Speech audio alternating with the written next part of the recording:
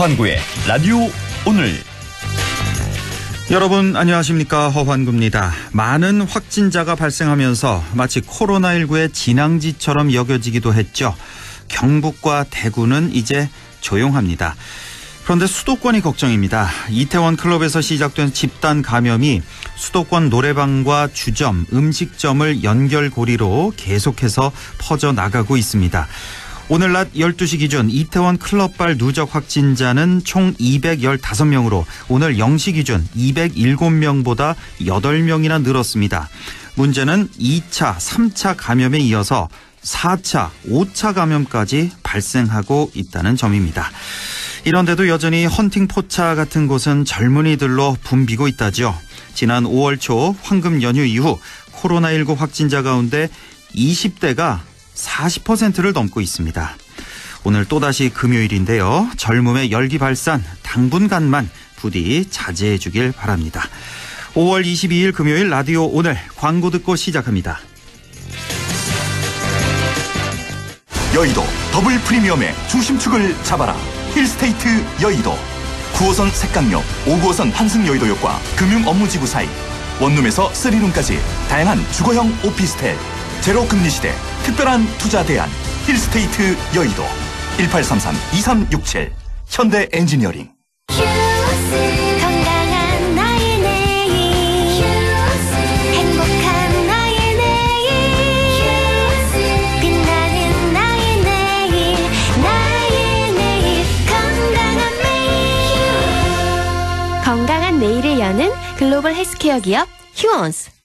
맑은 공기가 집 안으로 들어오니까 청정, 나쁜 공기를 집 밖으로 내보내니까 환기. 공기청정과 환기를 동시에 하니까 청정환기. 이제 창문 닫고 환기하세요. 청정환기 시스템을 나비앤하우스에서 만나보세요. 경동 나비앤. 청량리역 바로 앞 GTX-C 추진으로 강남을 빠르게. 당신의 교통이 청량. 백화점과 마트를 걸어서 당신의 생활도 청량. 청량리역 초역세권 주거용 오피스텔 힐스테이트 청량리 더 퍼스트. 견본주택 오픈 중. 1833-4861 현대 엔지니어링. 5월 쌍용 자동차 이자 이상무, 보증 이상무, 역대급 혜택 준비 완료. 역시 무이자 무상보증은 쌍용 자동차뿐이구만. 지금 SUV 전 차종을 일시불로 구매하면 10년 10만 킬로미터 무상보증 또는 60개월 무이자 할부까지. 오직 쌍용자동차 전시장에서. 네, 라디오 오늘 금요일 순서 시작합니다. 일부 한 주간의 시사 이슈 진단해보는 시간 최진봉의 시사 포커스 잠시 후에 만나보겠고요. 2부 이슈 오늘에서는 최근 경북도 의회에서 소동이 있었죠. 의원의 발언 도중에 마이크가 꺼지고 정회가 되는 일이 있었는데요. 잠시 후 경북도 의회 더불어민주당 임미애 의원을 연결해서 자세한 얘기 좀 들어보겠습니다. 이어서 어려운 경제 이슈를 알기 쉽게 풀어보는 시간이죠. 경제 요 정도는 알아야 한다. 박연미의 경제 요정 준비되어 있습니다. 라디오 오늘 생방송 놓치신 분들 유튜브로도 들으실 수 있습니다. 많은 애청 바랍니다.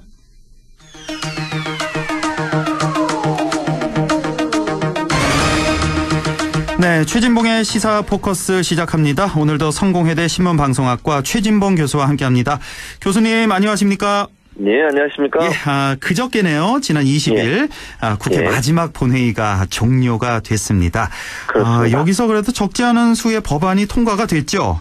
예, 그렇죠. 크게 봐서 과거사법 개정안, 그리고 N번방 방지법, 전자서명법 개정안 이렇게 세 가지 크게 봐서 통과가 됐는데 뭐 간단하게만 좀 짚어보죠. 각각 어떤 의미가 있는지 먼저 과거사법 개정안 좀 소개해 주시죠. 예. 과거사법 개정안 같은 경우에는 이제 지금까지 뭐 대표적으로 형제복지원 사건처럼 일제 강점기 그다음에 독재 시대 거치면서 인권 침해나 탄압을 받았던 그런 사건들을 조사했던 그런 과거의 그 과거사 진실과 화해의 시효를 위한 과거사위원회라는 게 있었어요. 예. 그게 사실은 한시적으로 운영되었던 것이거든요. 예. 근데 그 기간이 끝나면서 법으로 그걸 연장을 해줬는데 연장을 안 하는 바람에 그게 중단이 됐었어요. 사실은 이제 이번에 법이 그걸 다시 부활시킨 거거든요. 예. 그러니까 이제 형제복지원 사건이 언론에 보도가 되면서 거기서 피해를 당하신 분들이 너무 억울하다.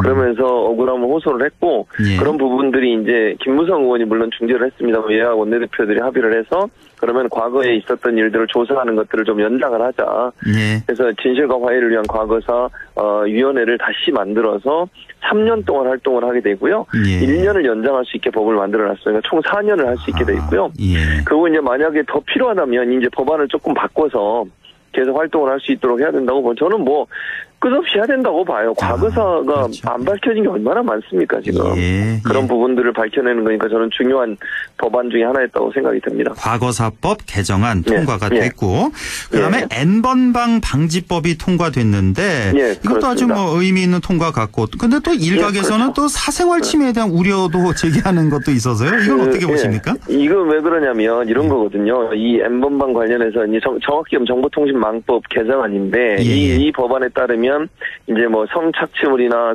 성 관련된 동영상들을 유포하는 이제 통로로 사실은 그 포털 사이트나 인터넷 사이트들이 활용이 되고 있지 않습니까? 예. 그래서 그 인터넷 사이트를 운영하는 운영 주체들 있잖아요. 포털 운영자든 인터넷 운영자들이 그 부분을 적극적으로 발굴하고 찾아내서 방지할 의무를 지우는 겁니다. 그러니까 지금까지는 그런 의무가 없어서 그 안에도 사실 처벌받지 않았어요. 그런데 이제는 그런 인터넷 포털이나 아니면 인터넷 서비스 하는 사람 업체들이 그런 부분을 적극적으로 좀 막을 수 있도록 하는 것들을 집어넣은 건데 그러다 보면 이제 이 개인 정보 침해라고 하는 것은 그런 거예요. 그걸 조사하다 보면 그러면 인터넷 업체에서 그냥 개인 그 인터넷 사이트도 들여다볼 수도 있고 또 정보도 볼 수 있는 거 아니냐 이제 이런 우려가 나오고 있는데 그 이제 저는 그렇게 생각해요. 물론 그런 우려가 전혀 없는 건 아니지만 아무 계좌나 들여다볼 수 있는 건 아니지 않겠습니까? 예를 들면 인터넷 계정 같은 경우도 그렇습니다. 뭔가 의심이 되고 또 뭐 이런 뭐랄까요 성착취나 성폭행이나 이런 동영상들과 연관된 그 계정에 대해서만 열어볼 수 있는 것이지 모든 계정을 다 볼 수 있는 권한은 없기 때문에 그런 우려가 크게 문제가 될 거라고 보지는 않습니다. 예, 뭐 최근에 국민적인 공분을 일으킨 사건, N번방 사건 아니겠습니까? 이런 차원에서 사생활 침해 뭐 이런 것도 중요하지만 이런 사생활 침해는 얼마든지 더해도 좋다는 게 이게 국민적인 어떤 그 여론 아니겠습니까? 정서니까요. 자, 전자서명법 개정안이 통과가 됐는데 이제 요즘에 공인인증서 얘기 많이 합니다.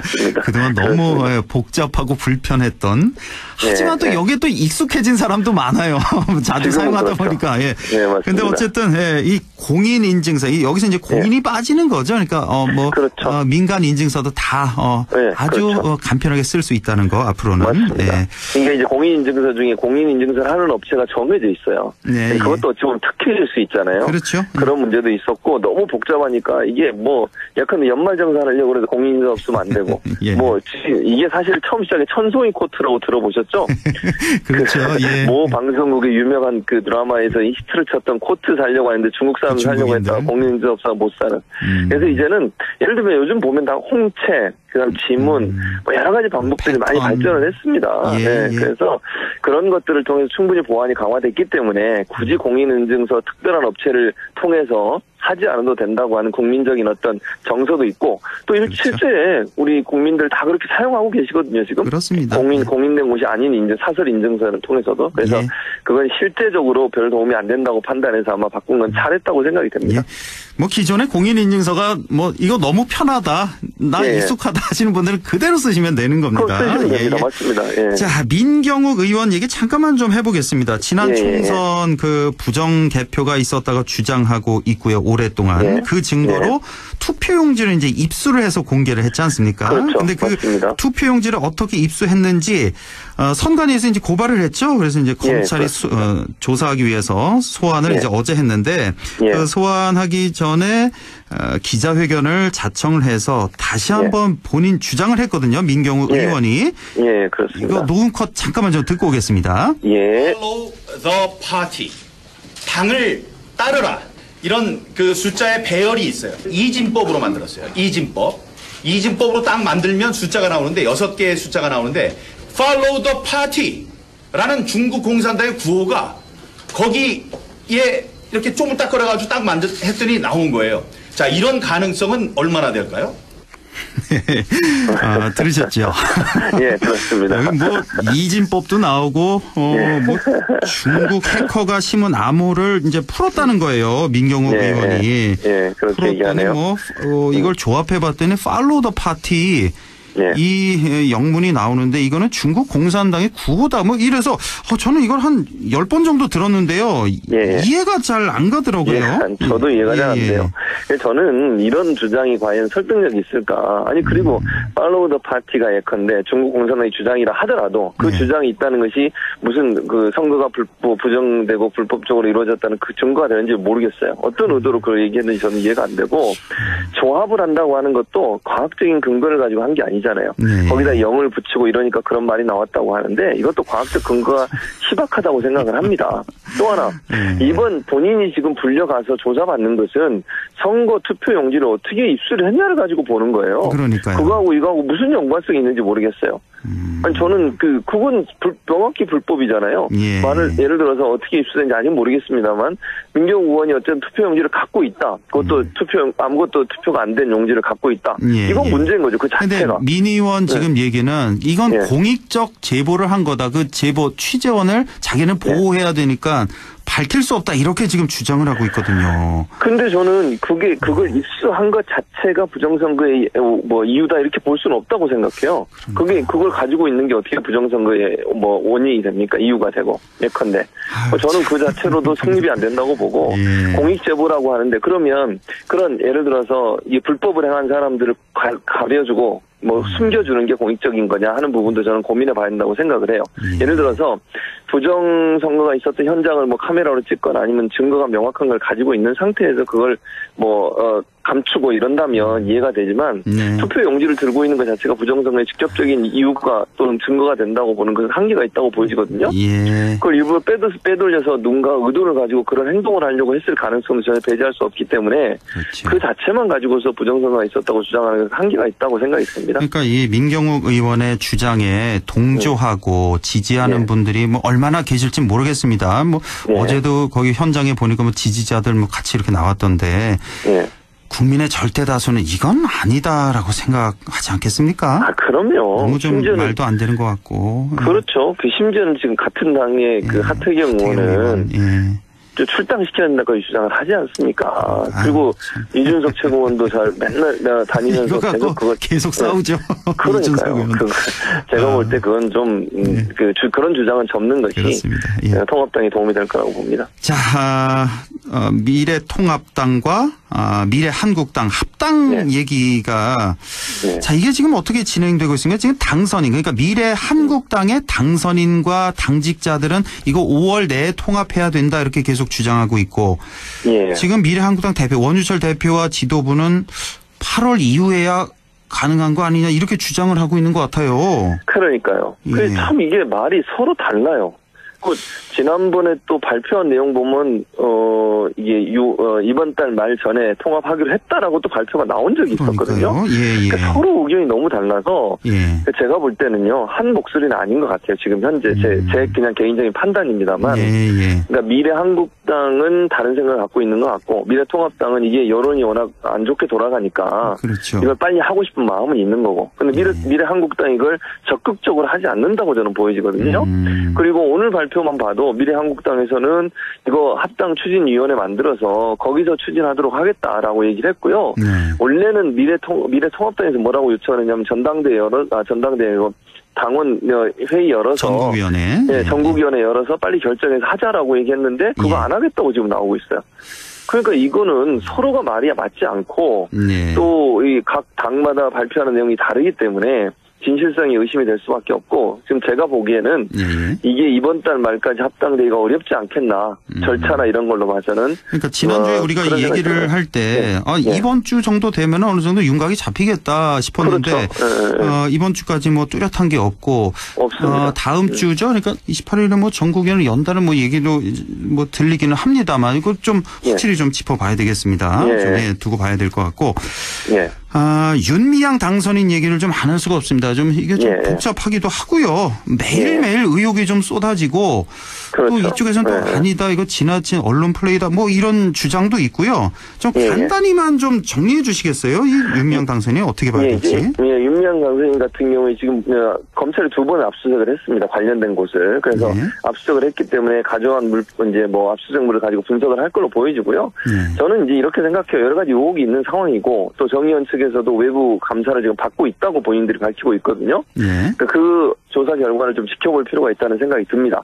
그러니까 지금 현재로서 봐서는 야당은 이걸 정치 쟁점화해서 그 공격하려는 의도를 갖고 있는데 그것도 역풍을 맞을 가능성이 있어요. 저는 그렇게 조심스럽게 제가 제안하고 싶은 것은 개인적 의혹과 비리가 있다고 하면 그 부분은 충분히 얘기할 수 있다고 저는 생각해요.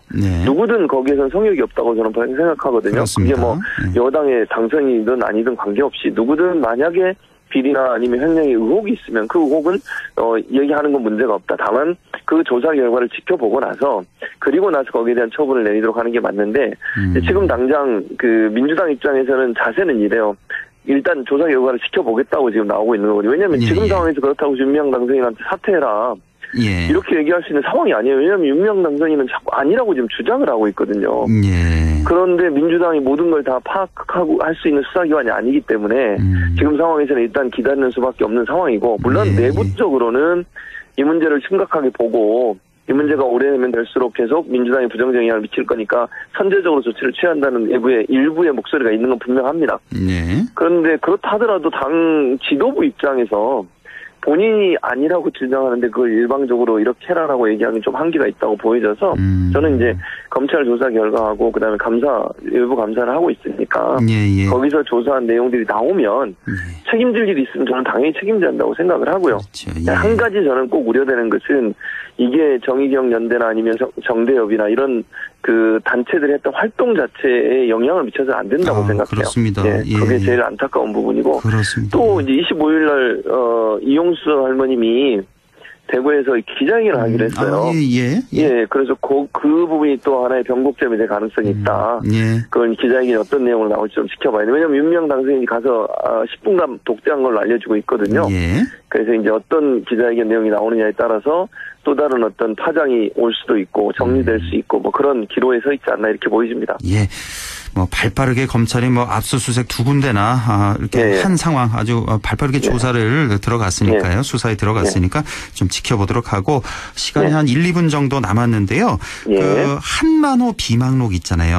한명숙 전 국무총리 관련된 건 비망록이 이제 나왔고요. 그다음에 공개가 됐고 어제는 KBS 뉴스에서 또 육성 인터뷰까지 나왔습니다. 뭐 한만호 자신이 이제 한 전 총리가 너무 죄송해서 찾아가 볼 수도 없는 그런 상태다. 뭐 이렇게 진술을 했는데 인터뷰를 했는데 이 사건도 어떻게 정리를 해야 될까요? 저는 이렇게 의혹이 생기고 또 여러 지금 증거들이 나오고 있잖아요. 물론 검찰은 이 증거가 맞지 않다라고 주장을 하고 있습니다. 그러면 저는 조사해야 된다고 생각해요. 이걸 만약에 조사를 안 해보세요. 재조사. 저는 그게 더 국민들한테 의혹을 더 크게 사게 하는 요인이 된다고. 윤미향 사건하고 저는 거의 비슷하다고 생각하거든요. 무슨 말이냐면 의혹이 있고 그런 의혹의 제기가 있는데 그걸 그냥 조사를 안 하고 넘어가 버리면요. 그 의혹 자체에 대해서 엄청난 그 사회적 파장이 오게 됩니다. 그러니까 이것도 물론 지금 상황에서 재심을 청구할 수 있는 상황은 아닌 것 같아요. 왜냐하면 일단 한만호 씨가 사망을 하셔서 다시 이분한테 진술을 들을 수 있는 상황이 안 되고 또 이제 의견이 다르기 때문에 증거를 갖고 얘기해야 되는데 결국 그러기 위해서는 법무부가 나서서 자체적인 조사를 좀 해야 된다. 왜냐하면 이게 검찰이 연관돼 있어서 검찰은 수사를 맡기고 조사를 맡기기 좀 한계가 있다고 보여지거든요. 독립된 기관.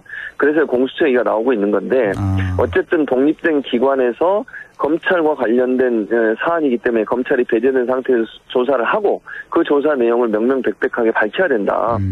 그렇지 않으면 이 문제를 그냥 아무 일 없다는 듯이 검찰의 주장만 받고 그냥 넘어가 버리면 저는 이게 더 큰 논란이 될 수 있다고 저는 생각을 해요. 그 비망록과 육성 인터뷰에서 보면 그냥 9억 원만 한 전 총리에게 줬다고만 하라. 그 이후에는 알아서 검찰이 뭐 만든 시나리오다 이렇게 진술을 했으니까요. 그 당시에 이거 수사 남용 공작 수사 아니냐 기획 수사 아니냐 이런 얘기가 지금 나오고 있으니까요. 그러니까요. 그 당시에 또 한명숙 총리가 계속 자기는 억울하다고 계속 얘기를 했거든요.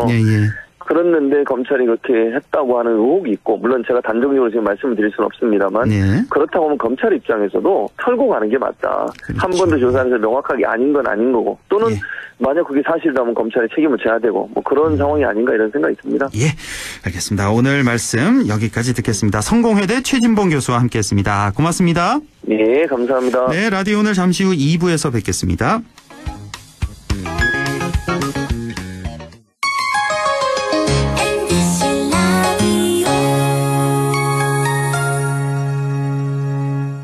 할인점보다 더 실속 있고 편의점보다 더 편리하게 살 수 있는 곳, 시장보다 더 정이 넘치고 백화점보다 더 품격 있는 곳, 이런 곳이 없을까요? 네, 우리 동네 우리 할인점 홈마트가 있습니다. 지난 25년간 항상 고객과 함께한 홈마트. 용상점, 자이점, 신용주점, 사천점에서 새롭게 고객님께 다가갑니다. 홈마트.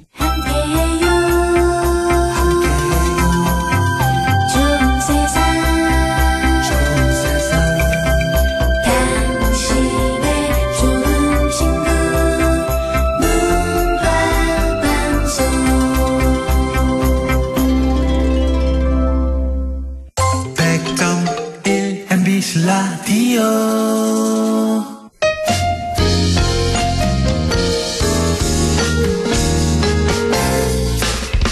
지금 여러분께서는 안동 MBC 시사정보 프로그램 허환구의 라디오 오늘을 듣고 계십니다. 저는 사생결담 강지혜입니다.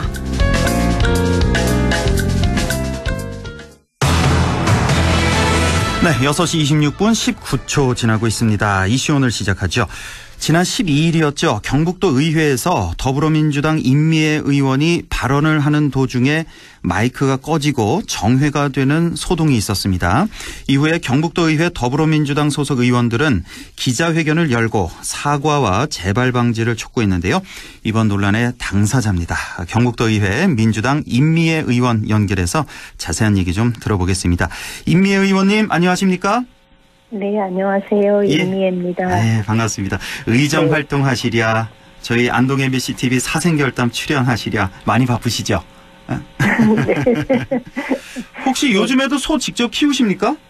예, 키우고 있습니다. 아이고, 요즘 그렇군요. 새끼가 태어나는 시기여서 예. 조금 바쁩니다. 예, 자, 이렇게 바쁜 와중에 지난 12일에 이런 말씀드린 소동이 있었고, 지난 18일에는 민주당 소속 경북도 의원들이 도의회 기자실에서 기자회견을 열었는데, 자, 어떤 일이 있었는지 이 모르시는 분들도 상당히 많으실 거예요. 좀 더 자세히 좀 알려주시죠. 예. 먼저 이 코로나 사태로 마음도 어수선하고 경제도 어수선한 상황에서 도의회가 도민들의 마음을 불편하게 해드린 것 같아서 먼저 사과드립니다. 제가 12일 날 본회의장에서 신상 발언하는 중에 마이크가 꺼지고 정회가 되는 일이 있었는데요. 제가 5분 발언 신청을 둘러싸고 그 당일날 발언권을 갑작스레 저는 뺏겼다고 생각을 한 거고, 의장님은 이걸 5분 발언 신청자가 많아서 조정했다라고 표현을 하셨는데, 저는 당시에 이제 뺏겼다고 생각을 한 거거든요. 그리고 이때 제가 산불 관련해서 도정 질의를 했었는데요. 5월 6일 날. 그 이후에 지속적으로 제 발언을 막으려는 움직임이 있었어요. 그 연장선상에서 벌어진 일이라는 판단을 해서 제가 회의장에서 신상 발언을 신청했고, 신상 발언하는 도중에 미래통합당 의원들이 항의가 아주 거셌죠. 그리고 그러면서 마이크가 꺼지고 정회가 이루어지는 그런 소동이 있었습니다. 아마 저희가 의장님하고 면담을 하는 중에 의회 역사상 처음 있는 일이어서 의장님도 좀 당황스러웠다라는 얘기를 하시더라고요. 그렇지 않아도 그걸 좀 여쭤보려고 그랬어요. 이런 일이 흔히 있는 건가? 아니요. 한 번도 없었어요. 한 번도 그동안에 경북도 의회 역사상. 마이크가 꺼지는 일은요. 사실 지방의회에선 거의 없는 일이고요. 국회에서도 마이크가 꺼지는 일은 시간 초과 이외에는 없습니다. 작년에 나경원 원내대표가 국회에서 그 대표 발언 중에 그 문재인 대통령이 북한 김정은의 수석 대변인이다라는 발언을 하면서 국회가 굉장히 시끄러웠지 않습니까? 그때만 해도 그 문희상 의장은 어떻게 처신했냐 하면 발언 내용이 부적절하다라는 지적은 있었지만 의장은 오히려 의원석을 향해서 인내심을 갖고 들어라라는 말을 계속했거든요. 그리고 의원석을 진중시키고 나 원내대표가 계속 발언할 수 있도록 배려를 해줬거든요. 그런 면에서 본다면 마이크가 꺼진다는 거는 우리가 일반적으로 일어나는 일은 전혀 아닌 거죠. 예. 자, 그래서 이런 일이 있어서 지난 18일에 도의회 의장실을 찾아서 사과를 촉구하기도 하셨는데, 네. 자, 뭐 어떻게 됐습니까? 그 이후에 사과를 좀 받으셨습니까? 서로 사과했습니다. 저도 서로? 사과했고요. 예. 네. 뭐라고 하면서 사과를 하셨습니까? 의장님은? 장경식 일단은 의장님. 저희가 의장님하고 저희 민주당 의원들하고 큰 틀에서 먼저 이야기가 된 건 이런 문제로 우리가 의회 내에서 계속 싸우는 것이 도민들한테는 굉장히 죄송스러운 일이다라는 얘기를 했어요. 그래서 저는 신상 발언을 신청했고 신상 발언으로 발언권은 보장받았지만 신상 발언의 취지에 맞지 않는 발언이었다라는 부분은 제가 사과를 했고요. 의장님은 마이크를 끄고 정회를 한 것에 대해서는 그래서 회의를 원만하게 진행하지 못한 것에 대해서는 의장님이 사과를 하셨습니다. 제가 잘 몰라서 그러는데 여기 말씀 중에 5분 발언이라는 게 있고 신상 발언이라는 게 있는데 5분 발언은 전날에 이렇게 미리 신청을 하는 겁니까? 네, 원래는 회의 규칙에는 본회의 시작하기 1시간 전에 누구나 신청할 수 있는데요. 이게 신청자가 많은 경우가 많아요. 그래서 저희가 하루에 6명밖에 발언을 못 하거든요. 30분 이내로 해야 되기 때문에. 그래서 미리미리 신청을 하고 발언자를 조정을 하는데 그래서 조정하고 난 다음에 뒤늦게 신청이 들어오면 다음번 회기로 넘기죠. 그렇죠. 뒤늦게 신청한 사람은. 그렇죠. 그런데 저는 일찍 신청을 했고 11일 날 발언하기 바로 전날 저녁 때까지 제가 발언자로 지정이 되어 있었거든요. 그런데 당일날 아침에 갑자기 순서에서 빠지니까 제 입장에서는 발언권을 박탈당했다라고 볼 수밖에 없는 상황이었던 그렇죠. 거죠. 분명히 그렇고 이제 회의가 진행 중에 나 할 말이 있다. 그거는 이제 신상 발언이 되는 거죠. 그렇죠. 그때 얘기를 할 수 있는. 네네. 그래서 이제 그거는 손대면 아무 때나 할 수 있어요. 신상 발언을 하시는 중에 이제 마이크가 꺼지고 정회를 했다는 거죠. 네. 근데요, 지금 의회 규칙에 보면은 이건 장경식 의장님 주장인데 발언 신청 취지와 요지에 벗어난 경우에 의장은 그 발언을 제지하고 정회할 수 있는 규정이 있다라고 하는데 이거는 맞습니까? 이 사실관계는? 그게 그런 규정이 있는 것은 맞아요. 규정은 그렇지만 있는데 최대한 의원의 발언권을 보장해야 되는 것 또한 의장의 책임과 역할 중에 한 가지인 거죠. 이거 좀 주관적으로 해석이 될 수도 있겠군요. 이게 취지와 그렇죠. 요지에 맞는지 안 맞는지 이런 건. 네네. 자, 지금 신상 발언 내용이 그러니까 지난 산불 발생 때 안동 산불 발생 때 이철우 지사가 술자리 가진 점 그 점 하나 그리고 보좌진과 또 출연 기관의 보훈 인사를 했다. 이거를 이제 지적을 하셨단 말이에요. 네. 이거는 분명히 도의회 의원으로서 충분히 지적할 수 있는 내용인 것 같은데. 네. 그때 저도 화면을 보니까 미래통합당 의원들이 고성고성 지르고 엄청난 반발을 했단 말이에요. 네. 무슨 이유가 있었을 거 아니에요? 왜 통합당 의원들이 왜 그렇게까지 했습니까? 그러니까 저는 그걸 도대체 이해할 수가 없습니다. 아직도 이해가 안 가시는 거군요. 그럼요. 왜냐하면 산불에 관해서 지적을 하는 거나 집행부의 업무 처리에 관해서 지적을 하는 건 의원이 당연히 할 수 있는 이야기거든요. 그런데 아직도 이 경북에서는 다수의 지방지에서는 산불 관련한 도지사의 행보를 비판하는 전화 언론에 대해서 야당 도지사에 대한 공격이다라는 식으로 오히려 역공을 취하고 있습니다. 지금 다수의 지방지가. 만약에 이런 일이 경기도나 서울시에서 벌어졌다면 어땠을까요? 저는 이 온 도민들이 나서서 걱정하는 일들을 얘기조차 꺼내지 못하게 하는 것이 지금 경북의 현실이라는 거죠. 오히려 언론들이 나서서 예. 지사의 눈과 귀를 가리고 있다고 생각합니다. 그런 면에서 의회도 자유롭지 않다고 생각을 합니다. 그래서 언론은 도정 홍보지인지 구분이 안 갈 정도고요. 의회가 건강한 비판의 기능을 하는 의회다운 건지라는 질문을 다시 던질 수밖에 없는 그런 현실이라는 생각이 듭니다. 아, 그렇군요. 도정을 감시하고 견제해야 될 의회인데, 자, 뭐 어떤 말이라도 할 수 있어야 되는데 자유롭게 여기서 맞습니다. 이렇게 통합당 워낙 통합당 의원들이 다수다 보니까 또 그런 점도 있을 것 같습니다. 지금 지금 경북도 의회 구성이 지금 전체 60명 중에 민주당이 9분이죠. 네. 9분이고 통합당이 48분. 아, 48분이고요. 네, 그러니까 절대 다수니까. 예. 2분이고 민생당이 1분이고. 이렇다 보니까 또 이런 해프닝도 있는 것 같은데, 자, 그 산불 얘기 좀 다시 좀 해볼게요. 지금 네. 이철우 지사가 산불 소식 듣고도 만찬 일정을 강행해서 비판이 지금 많이 있습니다. 이제 여기에 대해서 이철우 지사가 이제 어떻게 해명을 했냐면, 1년에 산불이 한 100건 정도 난다. 도지사는 근데 현장에 단 한 번도 안 갔다. 산불은 시장과 군수 책임하에 있다. 네. 그리고 당시에는 총선 당선인들에게 또 설명하는 자리가 도정 현안 그 자리가 공교롭게 산불과 겹쳤다. 이미 네. 약속된 자리였는데 거기 어떻게 또 나오느냐. 과도한 비판을 받고 있다. 이런 입장을 표명을 했는데요. 이 도지사의 이런 입장에 대해서는 어떻게 생각하십니까?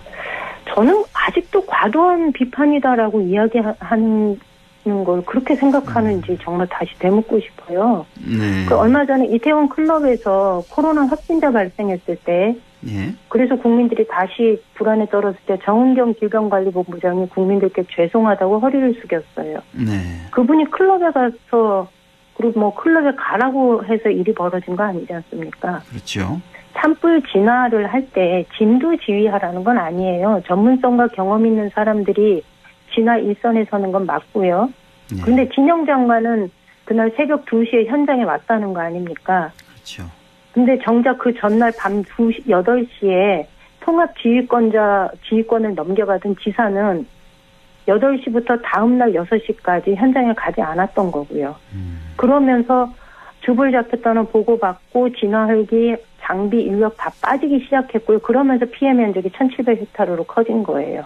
네. 그런데 이런 문제에 대해서 도민들이 걱정하고 염려했던 부분에 대해서 아직까지 과도하게 비판을 받고 있다라고 얘기를 한다면 저는 이분이 아직도 국회의원 300명 중에 한 명은 국회의원 이철우인지 도정 전체를 책임지는 한 사람의 도지사인지 그 역할을 아직도 그 무게를 아직도 인식하지 못하는 거 아닌가라는 생각을 할 수밖에 없습니다. 좀 더 책임 있는 모습을 보여줘야 된다. 도정에 대해서는 좀 무한 책임을 이렇게 요구를 하시는 거고. 자, 어떻게든 이번 사태로 불거진 갈등 풀어야 될 텐데 지금 더불어민주당 소속 의원들 향후에 어떻게 대응해 나갈 계획이십니까? 일단 저희가 좀 마무리가 됐고요. 예. 저희가 18일 날 방문을 해서 의장과 논의 중에 이후에 이런 일이 없도록 또 의장님 사실 이번 6월에 임기가 끝나세요. 그래서 예, 그 부분에 대해서는 충분히 저희가 서로 사과하고 약속을 받고 했기 때문에 이후에 저희가 이 문제와 관련해서는 그러니까 의장의 의회 회의 진행과 관련해서는 더 이상 이야기를 하지 않을 생각입니다. 그렇지만 산불과 관련돼서는 저는 이 부분은 지속적으로 우리가 도정에 어디 빈틈이 없는지 그리고 우리가 지적해야 할 부분에 대해서는 지속적으로 문제제기를 해나갈 생각입니다. 예, 그렇군요. 자, 끝으로요. 이철우 도지사 또는 다른 동료 도의원들에게 전하고 싶은 말씀이 있다면 좀 덧붙여 주시죠. 잘못을 했을 때 감싸고 이해하는 것만이 능사는 아닙니다. 경상북도가 좀 더 나은 경상북도가 되려면 도민의 삶의 질이 조금 더 나아지려고 한다면 비판할 건 비판하고 고쳐야 할 건 고쳐야 되는 거지요. 그런 면에서 경북도의회가 도의원들이 함께 해주었으면 좋겠습니다. 예. 알겠습니다. 최근에 있었던 이 일련의 어떤 이런 모습, 도의원으로서의 모습 응원을 하고요. 용기 있는 행동에 박수를 좀 보내드립니다. 네, 감사합니다. 예. 그리고 하나 좀 마지막으로 좀 여쭤볼게.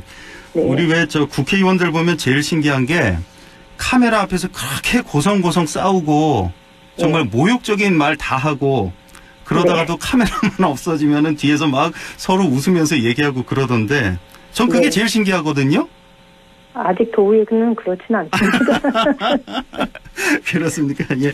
네, 알겠습니다. 저는 그 자리에 나와서도 얼마나 공격을 받았는지. 예. 다른 동료 의원들하고 좀 화해 안 하셨어요? 다 통합당 아직 의원들하고. 그럴 기회가 없었습니다. 예. 천천히 푸시고요. 예, 오늘 말씀 잘 들었습니다. 고맙습니다. 네, 고맙습니다. 네, 지금까지 경북도의회 더불어민주당 임미애 의원이었습니다. 네, 경제 요 정도는 알아야 한다. 경제 요정 이어갑니다. 오늘도 박연미 경제 전문 기자와 함께합니다. 기자님 안녕하십니까? 안녕하세요. 예, 자 1분기 소득 분배 지표가 나왔는데요. 코로나는 힘든 사람을 더 힘들게 한다는 말이 맞는 것 같습니다. 이 부익부 빈익빈 현상이 심화된 걸로 나왔다고요? 네, 일단 그 통계부터 먼저 말씀을 드리면 예. 하위 소득 20% 구간인 1분위 가구의 소득은 149만 8천 원. 지난해 같은 기간하고 같은 수준을 보였습니다. 네.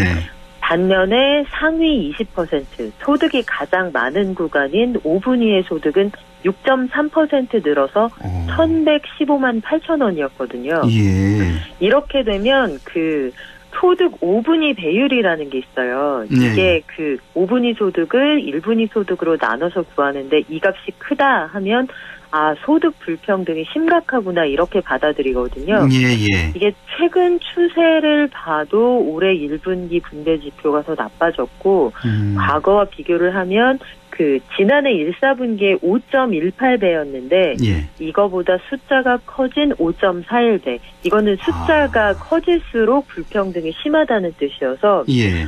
지난해 1분기보다 올해 1분기에 저소득층들의 삶이 한층 더 팍팍해졌구나 이걸 알 수가 있습니다. 이 소득 배율이라는 거 그러니까 하위 20%가 만약에 100만 원 벌었다 그러면 상위 20%는 얼마를 버냐. 그게 이제 541만 원이라는 얘기잖아요. 그렇죠. 몇 배나 차이가 나느냐를 보여주니까요. 이 소득 배율이 이제 점점 줄어들어서 이게 4점대로 내려가나 싶었는데 이게 다시 올라갔군요. 그러니까요. 그 사이 계층은 어땠습니까? 2, 3, 4분위 계층은 소득이 좀 늘어났습니까?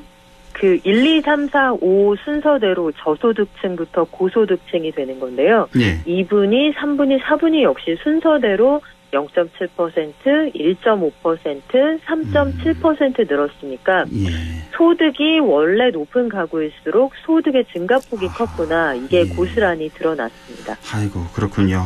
소득이 이렇다 보니까 지출도 역시 저소득층일수록 좀 그 감소폭이 컸을 것 같은데요. 더 적게 썼을 것 같은데요. 어떻게 나타났습니까? 일단 그 가계지출 현황을 좀 보면요. 1분위 가장 소득이 낮은 그 20% 구간에 계신 분들은 지난해 1분기하고 비교할 때 소비 지출을 10%나 줄이셨어요. 많이 줄었네요. 10%면. 예. 사실 그 1분위 가구에서 10%가 줄어든다는 건 기존에도 지출이 그렇게 많은 구간이 아니기 때문에 굉장히 큰 폭이라고 볼 수 있고요.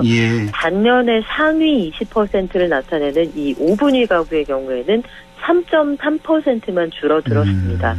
이게 전체적으로 그 분위하고 맞아떨어지는 경향을 보였는데 3분위 가구의 그 소비 지출이 좀 줄어든 이 줄어든 폭이 컸다. 이것도 좀 눈여겨보셔야 돼요. 그렇군요. 3분위라고 하면 1, 2, 3, 4, 5 중에 딱 중간이잖아요. 그러니까 흔히 중산층이라고 얘기할 수 있잖아요. 그렇죠. 중산층의 이 경계선에 계셨던 분들도 소비를 지난해 1분기하고 비교할 때 11% 이상 줄였거든요. 아, 그래요? 1분위보다 더 많이 줄었네요? 그러니까요. 이 중산층의 경계선에 계신 이분들이 소비를 가장 소득이 낮은 분들보다 더 줄였다. 이건 무슨 얘기냐면 내가 중산층에서 그 중산층 이하로 떨어질 수도 있다는 위기감을 느끼는 분들이 실질적으로 많았구나.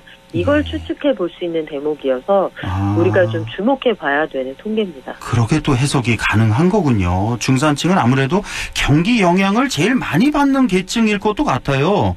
가운데 허리 계층이 경기가 좋다 그러면 소비도 확 늘릴 수 있는 계층이고 경기가 네. 좀 안 좋으면 확 줄일 수도 있고 그래서 네, 이렇게 그렇죠. 나타났군요. 결국은 일자리 상황이 반영됐다 이렇게 해석할 수가 있을까요? 그렇습니다. 그 저소득층일수록 근로소득으로 벌어들이는 소득이 거의 대부분이거든요. 예. 4월에 취업자 수가 48만 명 가까이 줄어들었다. 지난주에 한번 말씀을 드렸는데 예. 이걸 구체적으로 뜯어서 보면 특히 임시직이 45만 2천 명이 줄었어요. 그리고 일용직도 13만 9천 명이 감소했습니다. 대부분. 그러니까 저소득층이 대부분 저임금의 단기 일자리에 많이 분포해 있는 걸 생각을 하면 그렇죠. 저소득층의 일자리부터 순서대로 사라졌구나 이걸 볼 수가 있고요. 네. 결국은 이게 소득별 가구의 수입 그리고 지출에 그대로 영향을 주고 있다는 걸 알 수 있습니다. 그렇군요. 그나마 좀 이전 소득이라고 하나요? 이건 좀 늘었다죠? 뭐 정부 지원이라든지 연금 소득이 좀 받쳐져서 그나마 좀 다행이라는 생각이 좀 드네요. 공적 이전 소득이라고 하는데요. 이것도 약간 문제인 것이 공적 이전 소득이 전체적으로 늘어난 건 맞는데요. 그 저소득층 가구의 경우에는 고령이거나 1인 가구인 경우가 많아요. 그래서 자녀들이 없기 때문에 아이들을 대상으로 하는 공적 이전 소득. 예를 들면 그 아동 돌봄 쿠폰 같은 것들, 아동 수당 같은 것들이 지급되지 않잖아요. 그러다 보니 역설적으로 상대적으로 소득이 높은 분들은 자녀를 키우는 경우가 많거든요. 그래서 공적 이전 소득도 그 고소득층에 좀 더 몰리는 경향이 있습니다. 그렇게도 해석이 가능한 거군요. 저는 이전 소득은 대부분 좀 취약계층, 1분위, 2분위 계층이 좀 혜택을 많이 본다고 생각을 했는데 이렇게도 또 해석을 할 수가 있군요. 네. 예. 알겠습니다. 자, 오늘 기획재정부 차관도 2분기가 관건이다 뭐 이렇게 얘기를 했네요. 고스란히 코로나 영향을 받는 시기가 바로 2분기부터일 테니까요. 그렇죠. 1분기 상황이 지금 전기 대비 성장률이 마이너스 1.4%였는데 이게 1, 2, 3월만 반영이 된 거잖아요.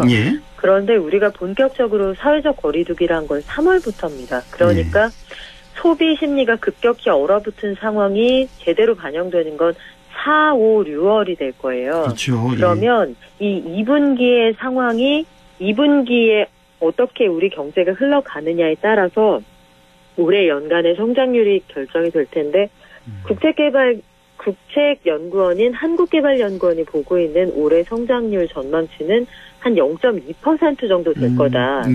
크게 나쁘거나 크게 좋아지지 않는 일반적인 상황을 가정할 때요. 그런데 이 0.2%라는 건 2분기에 지나치게 우리가 그 성장률이 떨어지지 않는다는 걸 가정하고 있어요. 그러니까 극적으로 좀 떨어지지 않고 소비 심리가 재난지원금이 소진된 이후에도 좀 유지가 된다. 이걸 가정하고 있기 때문에 2분기에 여하간 정책적으로 총력을 기울인다는 게 정부의 방침입니다. 그렇죠. 이 0.2%라는 것도 이제 올 가을 겨울에 코로나가 재발하지 않는다는 그런 가정하에 내린 수치였고 만약에 그렇습니다. 재발한다면 마이너스로 내려간다는 그런 발표가 어제 있었고요. 하반기에는 무조건 살아난다. 이걸 가정하고 있어서 빨리 잡아야 될 것 같아요. 이런 상황에 수출도 참 만만치 않아 보이는데요. 우리 박연미 기자께서 전해주셨죠. 이 코로나로 수출이 막혀서 99개월 만에 무역 적자 소식도 전해주셨는데 이달 중순까지 실적을 보니까 작년 같은 기간보다 20% 이상 수출액이 줄었다고요? 그러니까요. 203억 불입니다. 올해 그 5월 1일부터 20일까지요. 이게 전년 동기하고 비교하면 51억 8천만 달러 줄어든 수준이에요. 그러면 20.3%가 감소했다는 건데 사실 수출이라는 게 경제 규모가 커지면 늘어나도 시원치 않은 건데 이게 5분의 1이 줄었다는 얘기니까 사실 좀 엄중한 상황입니다.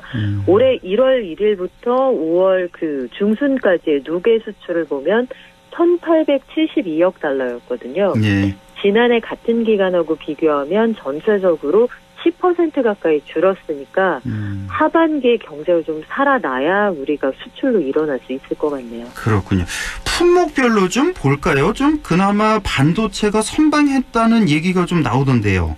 네, 일단 반도체는 13.4% 증가했습니다. 예. 선박 수출도 31.4% 늘었는데 이 선박은 좀 달리 보셔야 되는 게 반도체는 실질적으로 수출량이 좀 늘어난 게 맞아요. 예. 전체적으로 단가가 떨어졌기 때문에 수출량이 늘어나서 시장 수요가 좀 있었다 이렇게 이해하시는 게 맞는데요. 아, 반도체 단가가 더 떨어졌으니까 좀 회복이 안 됐습니까? 최근에? 반도체 단가가 회복됐다 떨어졌다를 지금 반복하고 있는데요. 예. 우리가 한참 반도체 슈퍼사이클이라고 했던 그 시기하고 비교하면 반도체 가격이 많이 떨어져 있는 게 사실이에요. 예.